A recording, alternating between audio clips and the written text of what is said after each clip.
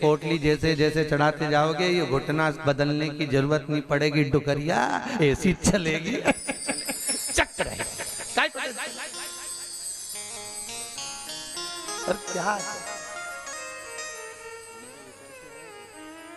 कमरा भी है, शादी आई एक में 6 भरा, 6 इसलिए भरा तुम रात भर सत्संग करो, भजन करो, स्मरण करो, और जितना सत्संग का आनंद हो सकता है। अपनों के बीच में तो हमेशा रहते हो, पर दूसरे को एडजस्ट करना तो सीखो। जरा विचार करो, तुम अपने कमरे में दूसरे को एडजस्ट नहीं कर रही तो ऊपर जाएगी तो भोलेनाथ कैसे एडजस्ट करेगा? सोचो तो शरीर है, विचार तो करो।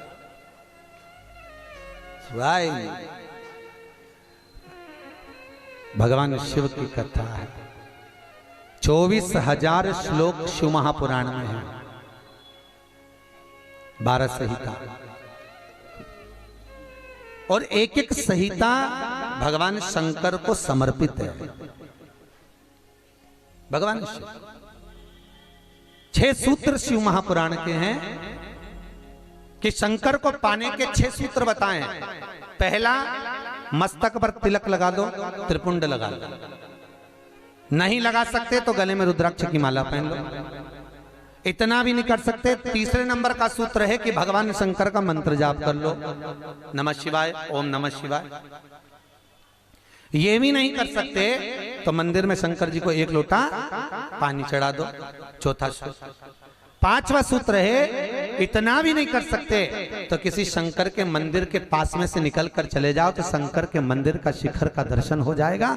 शिखर दर्शनम सर्व पाप नाशन, बस उतना भी बहुत है। ये 5।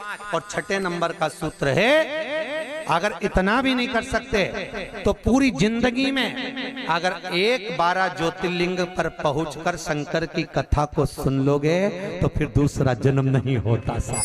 ये 6 सूत्र शंकर को पाने के हैं, भगवत भक्ति को पाने के हैं, भगवत रस तत्व को पाने के हैं। 6 सूत्र है, शंकर का अनुमोदन करें। ऐसी कौन सी भूमि है, ऐसी कौन सी जगह है जहां शंकर नहीं है? हर जगह, हर तत्व में, कण कण में, हर जगह पर वही तो समाया है। बस हमारे नेत्र परखैया नहीं है, इसलिए हम पहचान नहीं पाते। बहुत दुनिया के लोग बहुत कम पहचान कर पाते हैं। बस अंतर तब आता है एक घर के बुजुर्ग माता पिता को और एक परमात्मा को लोग अंतिम तक नहीं पहचान पाते। अंतिम तक बहुत कठिन। माता पिता सब कुछ दे देते हैं बच्चों को। एक सास अपनी बहू को जब पसंद करके आती है, जो सास कभी अपनी देवरानी जेठानी की एक अंगूठी नहीं दे वो हाफ सेट दे के आ जाती है। सोचो जरा, विचार करो, खुद कैसी भी साड़ी पहने पर बहू को एक से बढ़कर एक चढ़ावे में चढ़ा देती है, तैयार होने का डब्बा भी देती है, नंबर की चप्पल भी देती है, सब कुछ देती है। शादी नहीं होती उससे पहले ना जाने कितना सास बहू को दे आती है। कितना विश्वास सास का बहू पर होगा। और बहू जब पहली विदाई में घर से सास के यहाँ से जाती है तो अलमारी में ताला लगा के चाबी घर ले जाती है। सोचो, सास ने कितना विश्वास करा, सब कुछ दे दिया, और बहू ने ऐसा विश्वास करा कि चाबी तक बटोर के पहली विदाई में ले गई। पहली विदाई क्यों? क्योंकि नंदे आई है, डोकरी निकाल के ना दे दे कच्छू। विश्वास कहाँ, भरोसा कहाँ, पूर्ण तक कहाँ है? भगवान शंकर की कथा कर रही है। 6 सूत्र में से अगर एक सूत्र भी भगवान शंकर का आपकी जिंदगी में आ गया तो जीवन का आनंद देने वाला हो गया। ध्यान देना, कन्यादान जो तुमने करा है उसका पुण्य तुम्हारे मरने से पहले हो सकता है कि समाप्त हो जाए। अन्नदान जो तुमने करा है उसका पुण्य हो सकता है तुम्हारे मरने से पहले समाप्त हो जाए। क्योंकि कई लोग कहते हैं हमने कन्यादान करा, हमने वस्त्र दान करा, हमने मुद्रा दान करी, हमने स्वर्ण दान करा, हमने अन्न दान करा, हमने भागवत कराई, हमने रामायण करवाई, हमने गीता करवाई, हमने तीर्थ करे, हमने व्रत करे। ये सारे पुण्य तुम्हारे खाते में हैं। एक पलड़े में तुम्हारे पुण्य रखे हैं, पर एक पलड़े में जो पुण्य इकट्ठे करके रखे हैं तो पाप भी तो देखो कितना करो। पाप भी तो देखो, मालूम पड़े मुंह से किसी की निंदा कर दी, उसी पुण्य में से कम हो गया। हुआ कि नहीं हुआ? अरे बोलो तो सही, अब 200 रुपए लेके आई थी, अब 200 रुपए में से खर्चा करते जा रहे हो तो होगा कि नहीं होगा खर्चा? थोड़ा गलत बोल दिया, पुण्य समाप्त हुआ। किसी को अपशब्द बोल दिए, पुण्य समाप्त हो गया। किसी के लिए गलत देख लिया, पुण्य समाप्त हो गया। किसी के लिए गलत सुन लिया, पुण्य समाप्त हो गया। हमने पुण्य तो बहुत कमाया, हमने ढेर पुण्य इकट्ठा करा, कन्यादान, वस्त्रदान, अन्नदान, मुद्रादान, स्वर्णदान, भागवत, रामायण, गीता, यज्ञ, अनुष्ठान, संत पूजा, गुरु पूजा, सब कुछ करी, पुण्य तो ढेर इकट्ठा करा। पर मरने से पहले ये सारा पुण्य तुम्हारा बोलने से, अपशब्द कहने से, ताना देने से, निंदा सुनने से, गलत देखने से समाप्त हो गया। पर शिव महापुराण की कथा कहती है सारे पुण्य तुम्हारे मरने से पहले भले समाप्त हो जाएंगे, पर शिव महापुराण की कथा यदि तुमने भूल से भी 5 मिनट की भी सुन ली तो वो जिंदगी भर अटल और अमर हो जाती है, वो कभी समाप्त नहीं होती। शिव महापुराण की पुण्य कभी समाप्त नहीं होता, शंकर का किया हुआ पुण्य कभी समाप्त नहीं होता।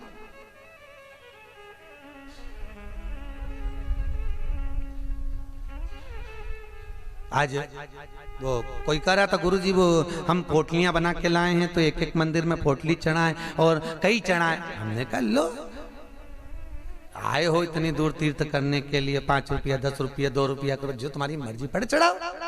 84 महादेव का क्या बार-बार दर्शन करने जाओगे? ब्रज 84 कोस की परिक्रमा तो तुमने ना जाने कितनी बार लगा ली होगी ब्रजमंडल में पहुंचकर, पर 84 महादेव का दर्शन करने के लिए आए हो। और वो 84 महादेव जिसको स्वयं भगवान शंकर की बहन छिप्रिया ने प्रकट किया था, शंकर के ही रूप तत्व से 84 रूप में उनको प्रकट किया है। पूरे विश्व में कहीं पर नहीं है, केवल उज्जैन में, केवल उज्जैन।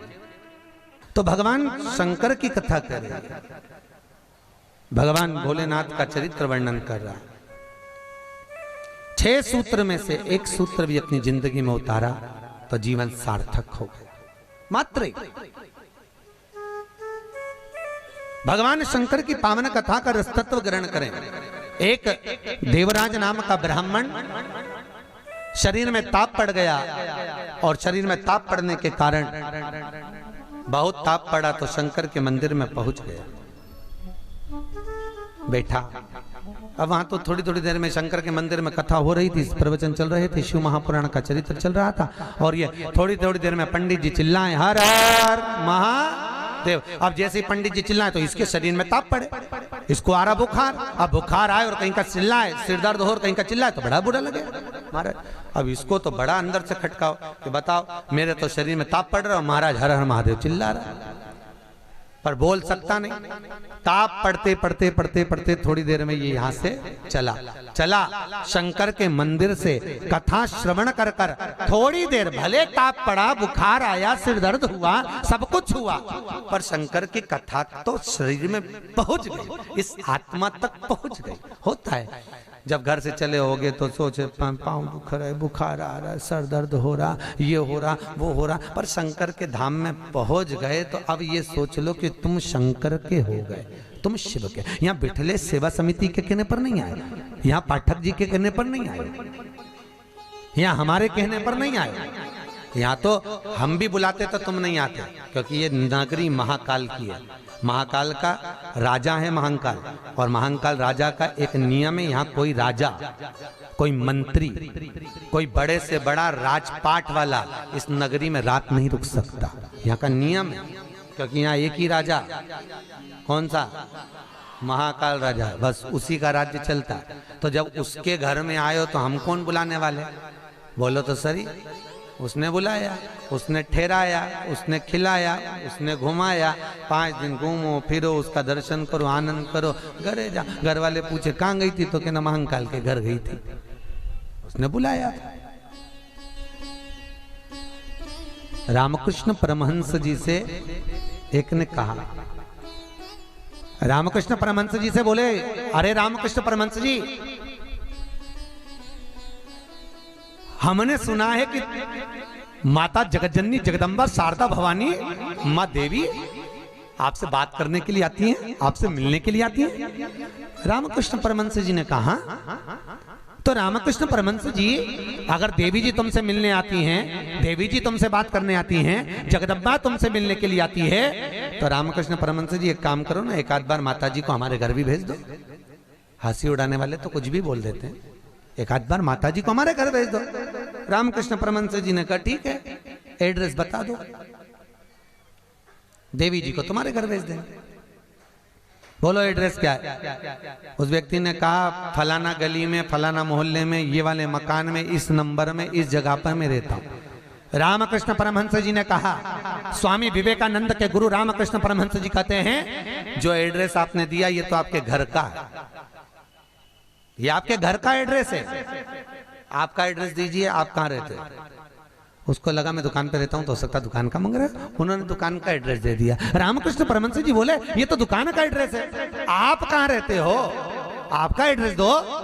तो रामकृष्ण परमहंस जी के शब्द सुने तो उस व्यक्ति ने कहा ये हमारा ही तो एड्रेस है। रामकृष्ण परमहंस जी बोले जिस घर का एड्रेस दिया वो तो घर का है, जिस दुकान का एड्रेस दिया वो तो दुकान का, कि दुकान यहाँ है वो वहां घर है, तू कहाँ रहता है, तेरा एड्रेस बता, तू रहता कहाँ है? रामकृष्ण परमहंस जी के शब्द सुने, उसने चरण पकड़ लिया और रामकृष्ण परमहंस से पूछा आप बताओ कि मेरा निवास कहाँ है। रामकृष्ण परमहंस जी कहते हैं इस शरीर का आखिरी निवास तो शमशान है, मनुष्य वहां निवास करने वाला है। बस ये आत्मा परमात्मा के चरणों में रहे और शरीर आखिरी में वहां पहुंच जाता है, आखिरी में।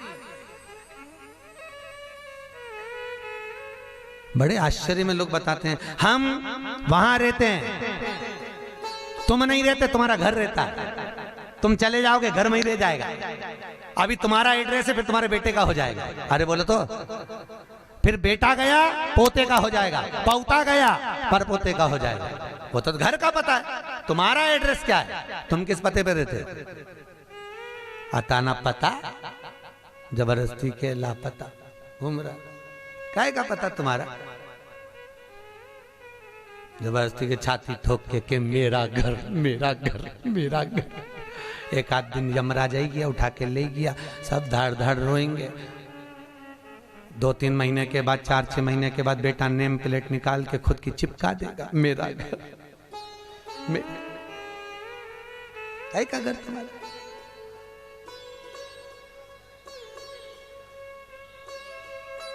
क्या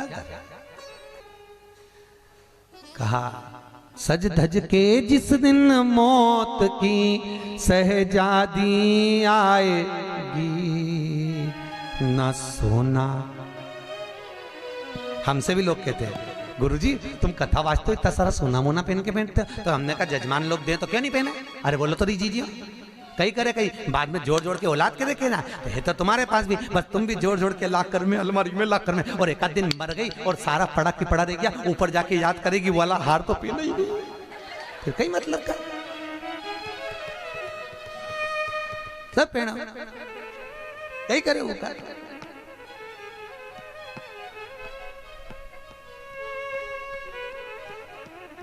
उसका करे क्या?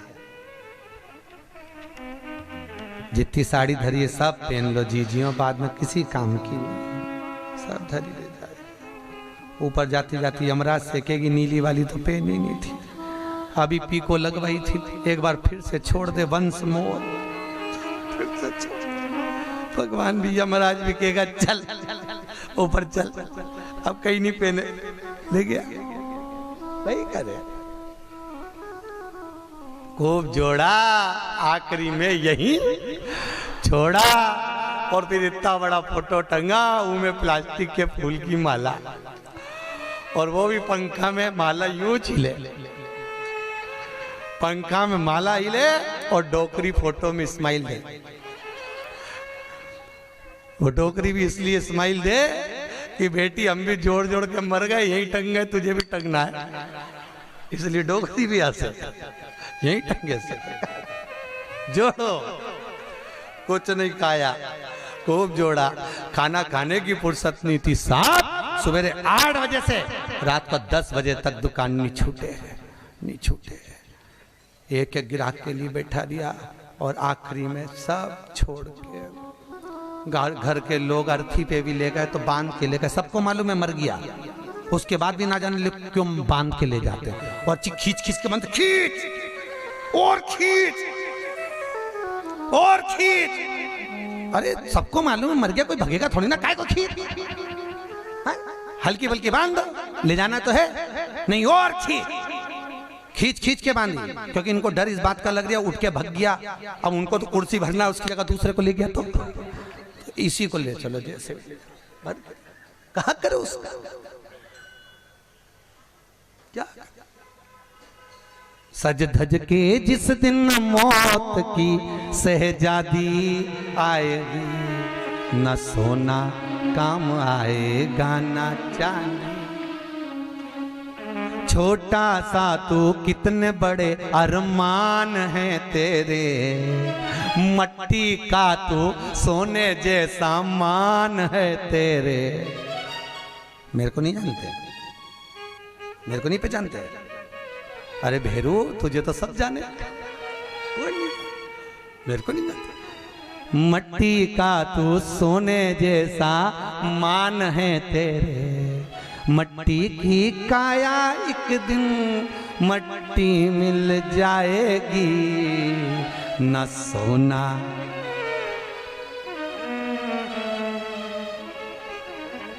कई करोगा फिर।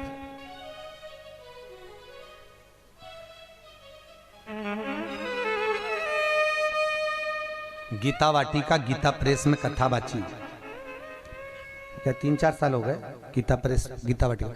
उन्होंने कहा गीता वाटिका वालों ने, गुरुजी हमारा गीता प्रेस वालों की ओर से कैंसर हॉस्पिटल चलता है गोरखपुर में, आप चलिए। देखने गए, बड़े बड़े करोड़पति भी अटैची लेकर पैसे की खड़े थे कि मेरे पिता के कैंसर ठीक कर दीजिए। इनका ये पत्नी का कैंसर, अटैचियों में माल भरा था और कह रहे थे ये ठीक कर दीजिए, अटैचियों में माल भरा। काम आ सकता है, अटैची भर कर रखी हुई है, पर शिव महापुराण की कथा कहती है जहां पर औषधि भी काम नहीं करती वहां पर शिव की करुणा काम कर जाती है और कृपा बरसा देती है। शिव की कृपा, शंकर करुणा करता। तुम एक बार विश्वास रखो उस शिव पर, उस शंकर पर। देवराज ने प्राणों को त्यागा, प्राणों को त्यागा तो भगवान शंकर के धाम में चले गया, क्योंकि भले 5 मिनट की भी कथा सुनी हो, चलते चलते भी अगर शिव महापुराण तुम्हारे कानों में पड़ गई हो, चलते चलते भी अगर तुम्हारे कानों में एक शब्द भी शंकर की कथा का मिल गया हो, तो वो शंकर की कथा कभी छिन्नित नहीं होती, वो शंकर से मिला देती है। शंकर से, शिव से मिला। देवराज मोक्ष पा गए। फिर अगला चरित्र सुनाया एक बिंदुक नाम का ब्राह्मण, जिसकी धर्मपत्नी का नाम था चंचुला देवी। बिंदुक जो भी लाता वो चंचुला को लाकर देता। क्यों देता? क्योंकि पति का नाम केवल पति है, पर पत्नी का नाम धर्म पत्नी है। पति कुछ भी कमाई कर लाएगा वो अपनी धर्म पत्नी को देगा, क्योंकि ये धर्म में लगाती रहेगी। अगर ये मेरी कमाई को धर्म में लगाएगी तो मुझे भी बैकुंठ तक तो ले ही जाएगी। ये धर्म पत्नी है, धर्म पत्नी।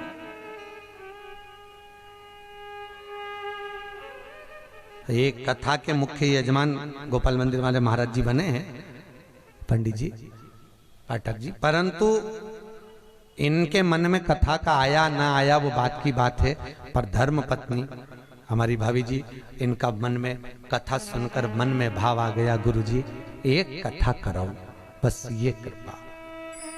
जिंदगी में एक बार शिव महापुराण, फिर ठाकुर जी की जो मर्जी, भोलेनाथ की जो, पर शिव पुराण तो करा लो। हजारों हजार भागवत, हजारों हजार राम कथा, हजारों हजार गीता का स्मरण करने पर भी जो पुण्य प्राप्त नहीं होता, वो मात्र एक दिन की, मात्र 5 मिनट की शिव महापुराण श्रवण करने से प्राप्त हो जाता है। साहब शंकर की कथा का रसतत्व ग्रहण करने से प्राप्त हो जाता है, मात्र एक क्षण की, एक क्षण। और बहुत किस्मत वाले हो साहब, आपके बच्चों ने, आपकी बहुओं ने, आपकी बेटियों ने, आपके परिवार वालों ने आपको जमा कर सूटकेस अटैची जमा कर भेजा है साहब। आपकी बहुओं को, आपके बेटों को, आपकी बेटियों को धन्यवाद दूंगा। उन्होंने कहा मम्मी जाओ, पापा जाओ, हम बोलते हैं, हम बुक कराते हैं। और मैं धन्यवाद दूंगा पाठक जी आपके भी बहन बेटियों को। उन्होंने कह दिया मम्मी तू कथा करवा, पापा आप लग रहो, अपन करते हैं व्यवस्था, सब आनंद होगा, कथा का अलमस्त होगा। ये जीवन का सुख है साहब। याद रखना, कोई एक बेकार काम करते हैं तो हमारे पितरों को लोग देखने तक नहीं जाते, पर घर का एक व्यक्ति भी अगर पुण्य का कार्य कर लेता है तो उसके पूर्वजों की पीठ स्वयं नारायण जाकर थपथपाते हैं कि तेरे वंश में कोई पैदा हुआ जिसने सत्कर्म करा, सत्कर्म किया।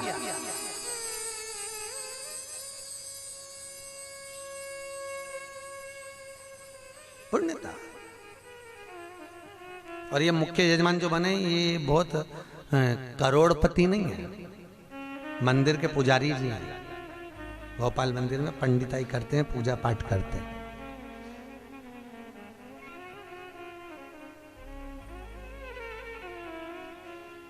उसमें भी शायद मेरे हिसाब से, मेरी सोच से तो 3-4 हजार रुपये महीना कुछ मिलता होगा। उसके बाद भी मन देखिए कि नहीं, कथा रस तत्व हो महाराज, श्रवण करें, जीवन का सुख पाए। और ये इनके ऊपर जो कृपा हुई है ये पूर्वजों की हुई है कहीं, और आपके ऊपर जो कृपा है, आप जो यहाँ महाकाल की नगरी में बैठे तो तुम्हारा तो है, पर तुम्हारे भी पितरों की ना जाने कितने पूर्वजों का आशीर्वाद होगा। उन्होंने धक्का मारकर तुम्हें महाकाल की नगरी में भेज दिया। कहीं पूर्वजों की, कहीं पितरों का आशीर्वाद, कहीं आहूत और वासुकों का आशीर्वाद जो हमको परमात्मा की शरणागति तक लेकर जा रहा है, भगवान के चरणारविंद तक लेकर। बिंदु को जो लेकर आता वो चंचुला देवी को देता, चंचुला देवी उसको भोग में लगा लेती है, पर चंचुला कभी धर्म में नहीं लगाती। धर्म पत्नी का लक्षण है कि पति की कमाई का एक अंश निकाले और वो ले जाकर कहीं सत्कर्म में, कहीं धर्म में लगा दे। एक अंश निकाल कर वो धर्म में लगाए तो धर्म पत्नी है। पर आजकल की पत्नियां ऐसी हैं, निकालती तो हैं पति की कमाई का, पर सब डेंटिंग पेंटिंग में लगाया, वो धर्म में लगा ही नहीं पाती, धर्म में लगे ही नहीं। वो कितना ही प्रयास करें। कई माताओं की आदत रहती है हर बार सोचे सत्यनारायण की कथा कराऊंगी, सत्यनारायण की कथा कराऊंगी,